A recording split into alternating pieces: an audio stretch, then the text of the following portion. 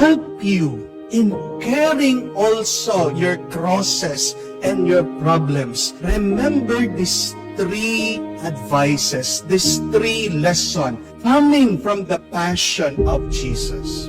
Number 1, that in every pain, there is a praise. Number 2, that in every hurt, there is also a help. Number 3, that in every breaking, there is a breakthrough. Tandaan niyo po yan. Una, kahit na mahirap, meron pa ring pagpupuri. Kahit na may sakit, meron pa ring saklolo. Kahit na merong pagkatalo, bandang huli, may pagtatagumpay at pagkapanalo. Sundan niyo po, balikan niyo yung kwento ng ating Panginoon. Hindi naman po siya hinayaan na mag-isang magdusa na kanyang ama. Oo, narinig niya ang mga tao. Sinasabi nila, ipako sa krus. Pero nung pumasok siya doon sa syudad, pinupuri siya. Sinasabi, Hosanna! Merong pagpapahiya, pero merong pagpupuri. Kahit na nilalait siya, kinukot siya.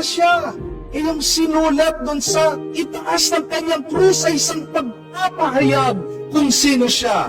Ang hari ng mga Hudyo. My dear friends, yes, people will talk badly to you, but there will also be people who loves you, who will praise you.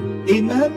Opo, magkakaroon tayo ng mga sakit, pero tandaan mo, magpapadala ng saklolo ang Diyos. Kahit na pinapusan, pinadala ang krus sa Kanya, nakakita sila ng isang tao, si Simon ang Sireneo. Siya din ay nagbuhat ng krus ni Kristo. Di naman niya dinala o binuhat ang krus sa mag-isa. Meron siyang naging katuwang, meron siyang naging kasama. Kahit na gaano kabigat ang iyong problema, huwag mong dadali na mag-isa yan. Malaki man ang iyong utang, magpapadala ng tao ang Diyos. Tutulong sa iyo. Meron ka mang sakit, magpapadala ng mga mababait na doktor ang Diyos sa iyo. Matigas man ang ulo ng iyong asawa, nandyan pa rin ang mga tapat na kaibigan na magpapasaya sa iyo. Merong sakit, pero meron ding saklolo. At tama, marami tayong mararanasan na pagkabigo, pero meron pa rin namang pagkapanalo. Oo, mukha mang bigo ang pagkapako ni Jesus. Paano natapos ang ating pagbasa sa kanyang kamatayan? Pero hindi nasayang ang kanyang sakripisyo. Noong nalagotan ng hininga si Jesus, may isang sundalo ang kanyang napagbago. Itong sundalo, naniwala, nanalig, nanampalataya sa kanya, sinabi, tunay nga, ito'y anak ng Diyos. You may be broken, you may be destroyed, but out of it, believe that you will have your triumph, you will have your victory. Do not worry. Amen? Basta tandaan po natin yan, na hindi tayo papabayaan ng Diyos, na maghirap lang. Dalhin mo ng mabuti ang iyong problema, dahil susuportan at susuportan ka ng Diyos. Hindi ko po alam kung alam nyo yung ginawang eksperimento ng mga sayantipiko. Gusto po nilang malaman kung gaano po katagal pwedeng lumangoy ang isang daga sa tubig na hindi nagpapahinga.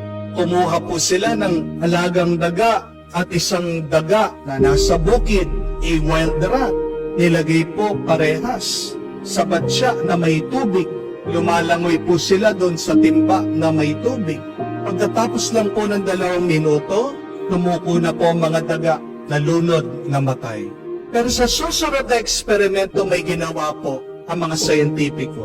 Pagkatapos po ng 1 minuto na paglalangoy ng mga daga, sila po ay inalis sa tubig. Pinapahinga po ng 5 segundo. Pagkatapos binalik sila doon sa tubig, Alam niyo po ba kung gaano sila katagal na lumangoy? Alam niyo po ba kung gaano sila katagal na nakapag-survive? Hindi man po 10 minutes, hindi man po 1 oras, pero buong araw, 24 hours. Bakit no kung una, agad silang namatay? Pero nung pangalawa, nakalangoy sila, nakatiis sila ng buong araw, hindi sila sumuko. Ano po nalaman nila? Ang kapangyarihan ng tulong, the power of support. Nung tinulungan na minsan ng mga daga na itanim ang pag-asa sa kanilang puso, naghihintay sila na kahit na gaano pa katagal meron darating na kamay na sila'y aalisin doon sa tubig, hindi sila pababayaan. Mga kapatid, paghanda na rin po tayong sumuko, tandaan po natin, ang kamay ng Diyos palaging nandyan. Palaging gagawa ng paraan ng Diyos para tayo'y makaraos, malampasan anuman ang pagsubok at problema. Magtiis ka dahil sa iyong pagtitiis ay may pagbabasbas. Narinig niyo po ba pagkatapos ng kwento ng Ebanghelyo? Oo, namatay man ang Panginoon pero may nangyari sa templo. Bigla daw po bumagsak ang kortina, bigla itong nahatig sa gitna.